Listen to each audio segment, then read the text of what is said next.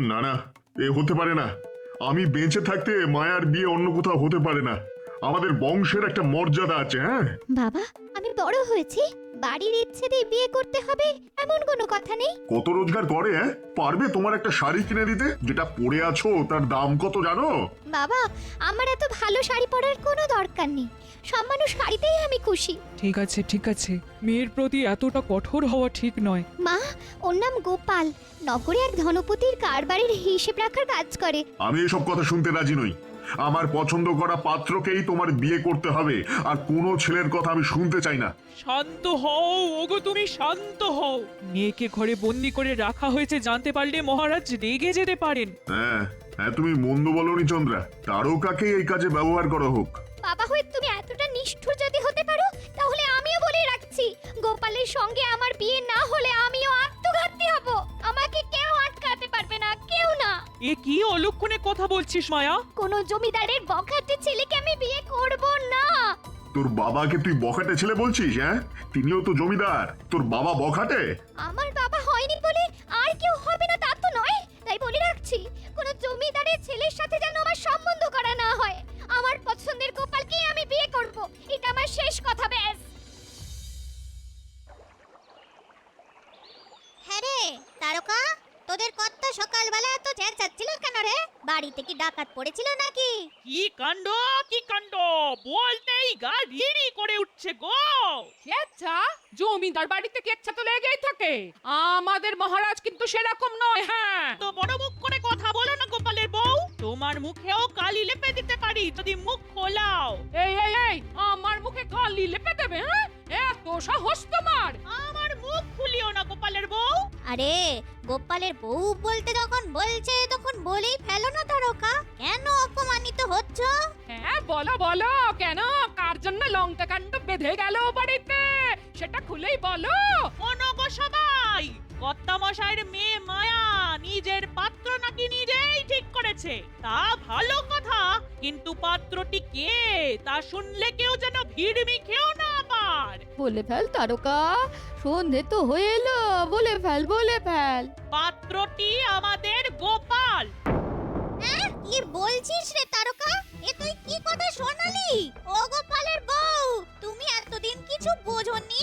আরো আছে শোনার, শোনো শোনো শোনো। মেয়ে মায়া ধনুক ভাঙা পণ করেছে, গোপাল ছাড়া কাউকে বিয়ে করবে না। মেয়েকে তাই আমার জিম্মায় রেখে দেওয়া হয়েছে। এখন আমি যে কি করি? তবে হ্যাঁ, ওই বুড়ো ভামের সঙ্গে আমি মায়ার বিয়ে হতে দেব না। মেয়েটাকে আমি কোলে পিঠে মানুষ করেছি। ও গোপালের বউ, ভেবেছিলে তোমার সামনে বলবো না, কিন্তু সবাই দেখেছে তুমি কিভাবে আমাকে অপমান করে কথাটা বলালে। শুনে একেবারে মুচ্ছা গেলে যে। যাও গো, ওর মুখে চোখে জল ছিটিয়ে বাড়ি পৌঁছে দিয়ে এসো। আমি চললাম। হাহ।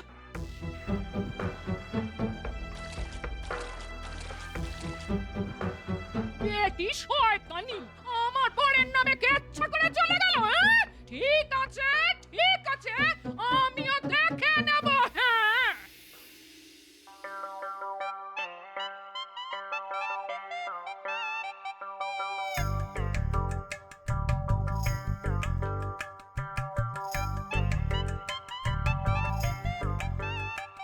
আগে দাদু, আপনার সঙ্গে একটা কথা ছিল, যদি অনুমতি দেন তো বলতে পারি। আগে বলো দেখি তোমার নামটা কি? আগে আমার নামও গোপাল। আরে বলো কি, তুমিও গোপাল আমিও গোপাল, তা বলে ফেলো তোমার সমস্যাটা কি? আসলে আসলে আমি না একটা মেয়েকে খুব ভালোবাসি, সেও আমাকে। আমরা আমরা বিয়ে করতে চাইছি, কিন্তু মেয়েটির বাবা আমার নাম শুনে এতটাই ক্ষেপে গেছে যে মেয়েটাকে নজরবন্দি করে রেখেছে। কি, আমার নাম শুনে খেপে গেছে? তাহলে তো নাকটা গলাতেই হচ্ছে। তা মেয়েটির বাবার নাম কি? আগে আগে তিনি জমিদার আদিত্যনাথ, মহারাজের অধীনে এক তালুকের মালিক, কিন্তু যেহেতু আমি বংশে তাদের চাইতে ছোট জাতের, তাই আমার সঙ্গে তিনি মেয়ে মায়ার বিয়ে দেবেন না। আপনি যদি কিছু একটা করেন তাহলে আমরা দুটিতে ঘর বাঁধতে পারি। বুঝলাম। দেখো, আদিত্যনাথের সঙ্গে আমার ভাব ভালোবাসা অনেক দিন। মহারাজের কাছের লোক বলে আমাকে একটু তৈলমর্দন করে আর কি। তার দুটো কারণ আছে। প্রথম কারণ, তুমি বললে যে গোপাল নামটা শুনেই নাকি উনি খেপে গেছেন। দ্বিতীয় কারণ, জোর করে কাউকে বিয়ে দেওয়া অন্যায়। আমি যা বলার সবই বলে দিলাম আপনাকে, আশা করি আপনার সাহায্য পাবো। হ্যাঁ, তাই পাবে, তুমি ভয় পেও না। আরে আমি তো আছি।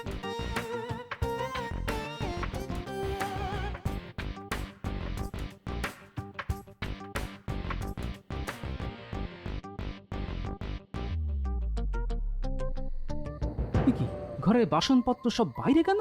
মনে হচ্ছে কেউ সব ছুঁড়ে ছুঁড়ে বাইরে ফেলে দিয়েছে। কি হলো রে বাবা, যাই তো ঘরে ঢুকে দেখি।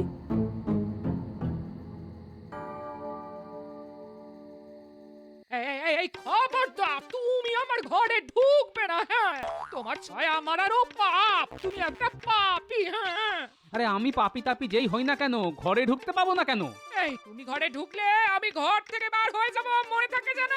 আচ্ছা সেটা না হয় মনে রাখবো, কিন্তু আমার বাড়িতে আমি ঢুকতে পারবো না, সেটা কেমন তোর কথা হলো গিন্নি? তুই মহা মুশকিল পড়া গেল। হ্যাঁ হ্যাঁ, আমাকে নিয়েই তো তোমার সব মুশকিল। আমাকে বিদায় করতে পারলে বেঁচে যেতে।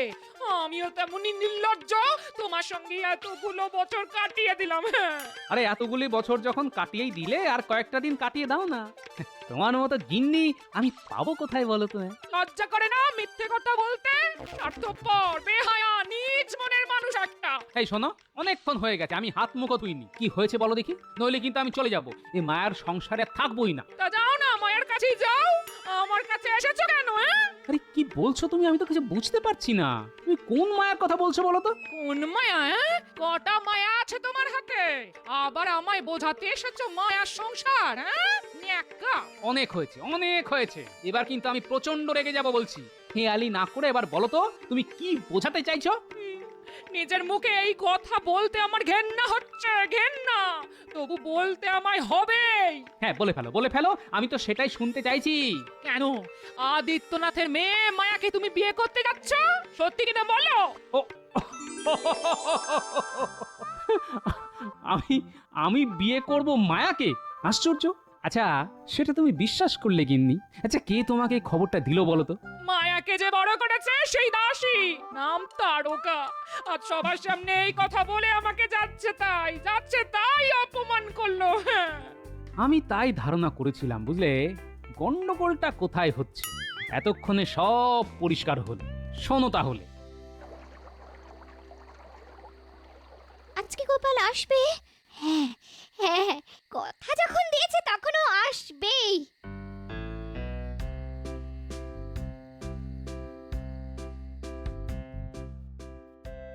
ওই তো মায়া আমার জন্য বসে আছে।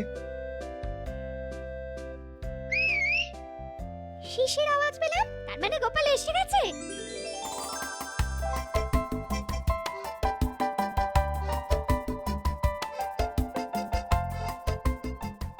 এক্ষুনি চলে যেতে হবে, নিজের দারোয়ান পাহারা দিচ্ছে। এই চিঠিটা নাও, আমি উত্তর কাল এসে নিয়ে যাব। একজন তোমার বাবার সঙ্গে দেখা করে সবকিছু বুঝিয়ে বলার চেষ্টা করবে। তুমি জানার জন্য চেষ্টা করো উনি কি বললেন। আচ্ছা, তোমাকে আর আটকাবো না, তুমি যাও। সাবধানে থেকো, সাবধানে।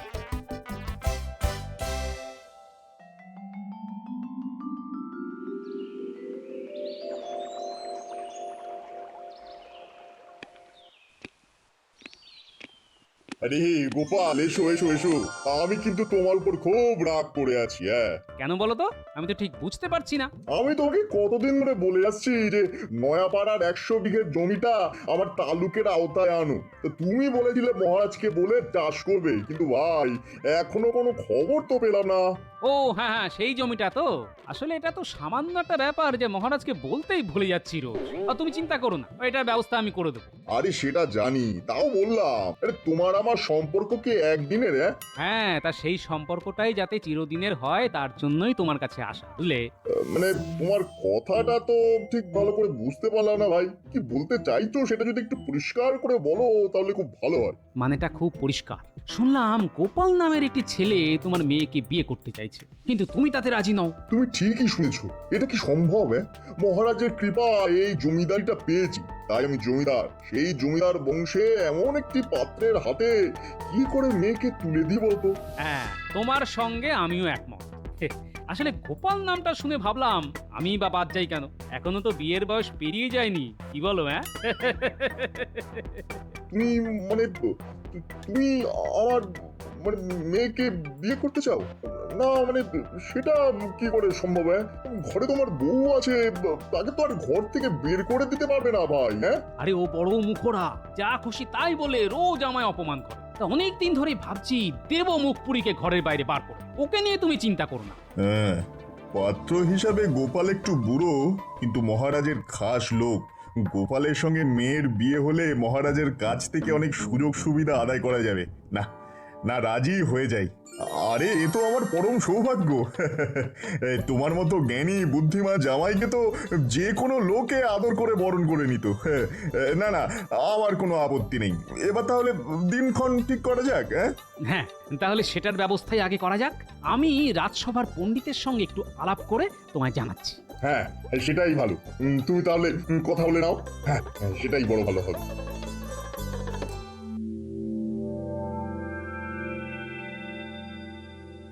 আমার মুখে নাকি গোবর লেপে দেবে?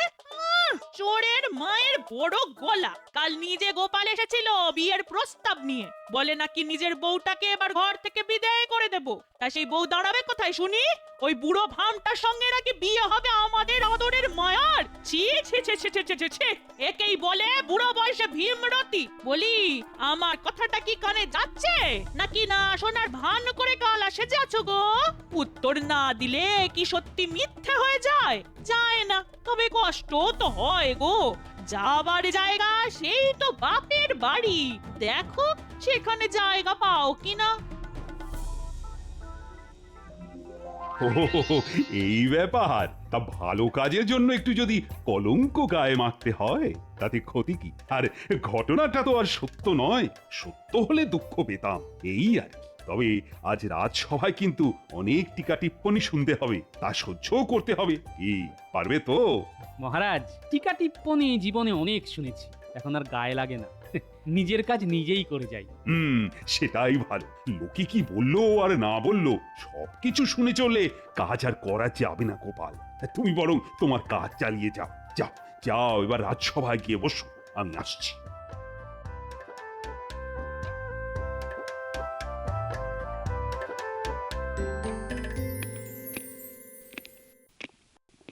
এই যে বিয়ের পর মাথায় টোপর দাওনি কেন হে? কাল তোমার বিয়ে, সবাই উলুধ্বনি দাও গো। নতুন বর বলে কথা, কেউ টিপচন্দন নিয়ে এসো। সে আপনি আমায় যা খুশি বলতে পারেন, আমার গায়ে কিচ্ছু লাগবে না। কেননা আমি জানি উপকার করার এর চাইতে বড় সুযোগ আর পাবো না। সুযোগ? না না, তুমি বুদ্ধিমানের মতোই সুযোগের সদ্ব্যবহার করেছো। এই তোমার মতো লোককেই মহারাজ মাথায় তুলে সবার মান একেবারে নিচে নামিয়ে দিয়েছে। হ্যাঁ, আপনার মতো মন্ত্রী না পেলে কি মহারাজ রাজ্য চালাতে পারতেন? আপনি মহৎ মন্ত্রী মশাই। এ বিষয়ে কোনো সন্দেহ নেই। তা বউটাকে কি জলে ডুবিয়ে মারলে নাকি? ঘরের বউ নিয়ে কথা বলাটা খুব কুরুচির পরিচায়ক মন্ত্রী মশাই। ঘরে বউ থাকতেও আর একটা বউ এনে ঘরে তোলাটা বুঝি খুব রুচির পরিচয়? কি এমন কথা হচ্ছে যা শুনে মনে হচ্ছে এখানে মল্লযুদ্ধের আয়োজন করা হয়েছে? মহারাজ, আজ বাদে কাল গোপালের বিয়ে, আমরা একটু আনন্দ করতে পারবো না? গোপালের বিয়ের দিন মজা আনন্দ সবই হবে। আমি নিজে সেখানে উপস্থিত থাকব, নতুন দম্পতিকে আশীর্বাদও করব। আপনি এই অবৈধ বিয়েতে উপস্থিত থাকবেন? শুধু থাকবই না, আমার ইচ্ছে এই সভার সবাই আমার মতো সেখানে গিয়ে নবদম্পতিকে শুভেচ্ছা জানাক।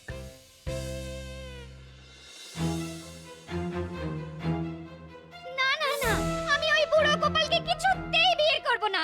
তারুক মাসি, ওই বুড়ো আমার বাবার চাইতেও বৃদ্ধ, তার গলায় দেব মালা আমি। জানি জানি, সব জানি মা, আমারও তো বুকটা ভেঙে যাচ্ছে। না মাসি না, আমি এইভাবে ছাতনা তলায় যাব, দেখি ওই বুড়োটা কি করে। না না না না, এভাবে যাওয়া যায় নাকি? আমি নিজের হাতে সাজিয়ে দিচ্ছি তোকে।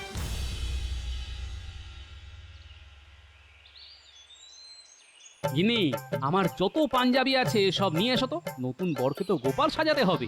তুই এত রোগা কেন রে গোপাল? আমার মতো মোটা হতে পারলি না, আবার আমি সেজে বিয়ে করতে যাচ্ছিস? না মানে, এই গরমে এতগুলো পাঞ্জাবি পরলে তো সেদ্ধ হয়ে যাব।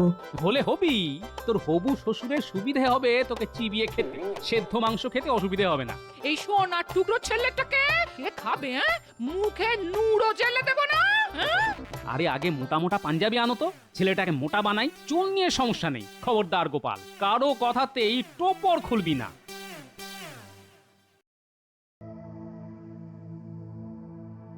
আমাকে আমাকে আর সাজিও না মাসি, সাজিও না। আমার সর্ব অঙ্গ চলে যাচ্ছে। হ্যাঁ গো মাসি, আমার গোপালের কোনো খবর পেলে? তাকে দেখেছো? সে কি আর এখানে আছে? হয়তো কোথাও চলে গেছে। কি করবে এখানে থেকে? তোর বিয়ে দেখবে দাঁড়িয়ে দাঁড়িয়ে। ও কথা বলো না মাসি, আমার যে বুক ফেটে যাচ্ছে তার জন্য। বললো না। এখন এসব কথা ভাবতে নেই।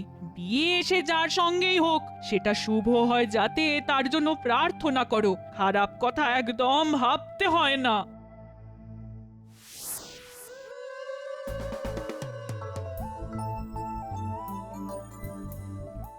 শোন বাবা গোপাল, এবার আমাকে কিন্তু এখান থেকে যেতে হবে, নইলে ধরা পড়ে যাব।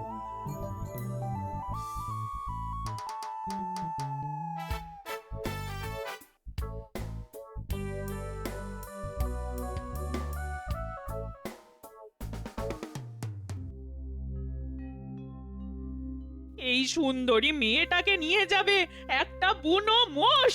ভাবতেই ঘেন্না লাগছে গো। তাই তো মরে যেতে চাইছিলাম, তুমি তো মানা করলে।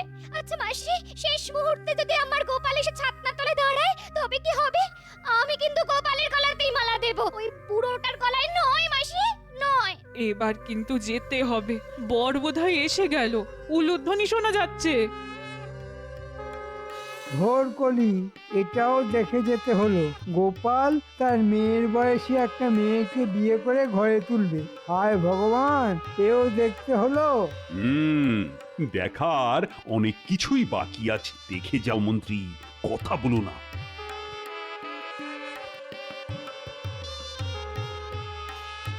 বর এসে গেছে, এবার বউকে আনো গো, লগ্ন যে পেরিয়ে যাচ্ছে।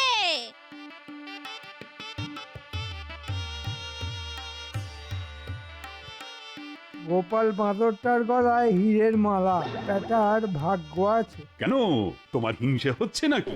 না, হিংসে হবে কেন? শুধু ভাবছি মহারাজের কি কোনো প্রতিক্রিয়া হচ্ছে না, এটাই খুব আশ্চর্যের ব্যাপার। হচ্ছে না এই কথাটা তোমায় কে বললো?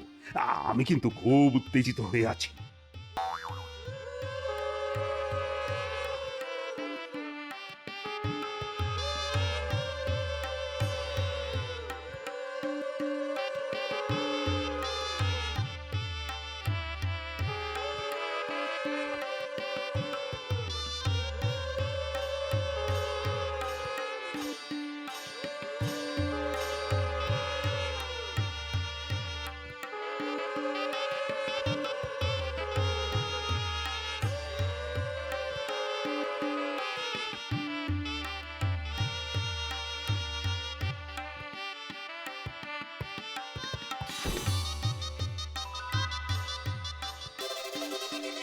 কি এটা কি করে সম্ভব?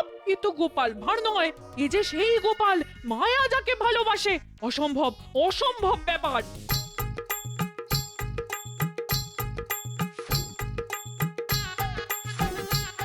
কিছু একটা চালাকি হয়েছে। ভগবান যা করেন সেটা মঙ্গলের জন্যই করেন। গোপাল, তাড়াতাড়ি এই সিঁদুর মায়ার সিঁথিতে পরিয়ে দাও।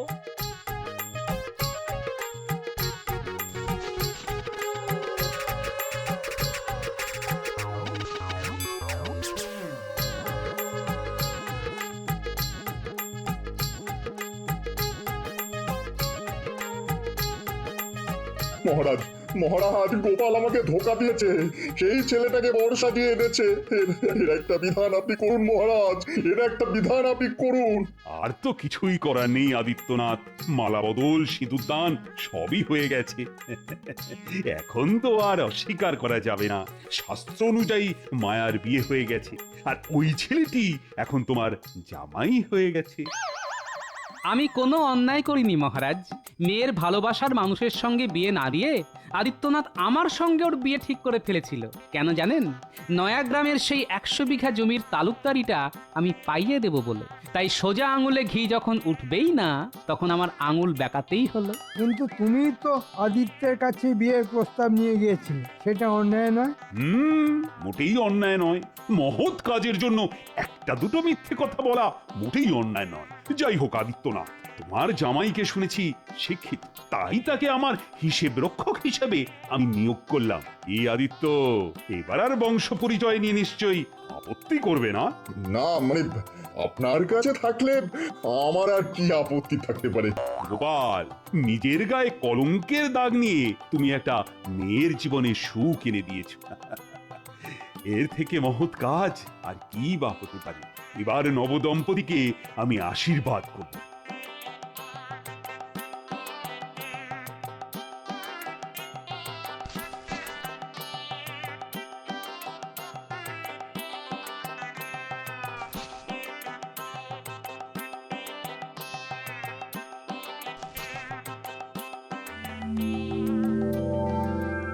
কি বুদ্ধি গো তোমার, হ্যাঁ? কিভাবে সবাইকে ঘোল খাইয়ে কাজটা হাসিল করলে, হ্যাঁ? আর কত গালাগাল আমায় সহ্য করতে হলো সেটা তো বললে না গিন্নি। থাক সে কথা। এই শুনছো, আমার না খুব বিয়ে করতে ইচ্ছে করছে গো। আজ দেবে গো আমার গলায় একটা মালা পরিয়ে। মালা পাবো কোত্থেকে? এই তো আমি তো বানিয়ে রেখেছি গো, আর কোনো ফুল পেলাম না, তাই জবা ফুল দিয়েই গেঁথেছি গো। দেবে গো আমায় পরিয়ে। এমনিতেই তো তুমি মার অনচণ্ডী, গলায় পরায় সেই সাহস নেই, বরঞ্চ পায়ে দিতে পারি গিন্নি। এই তোমার বুদ্ধি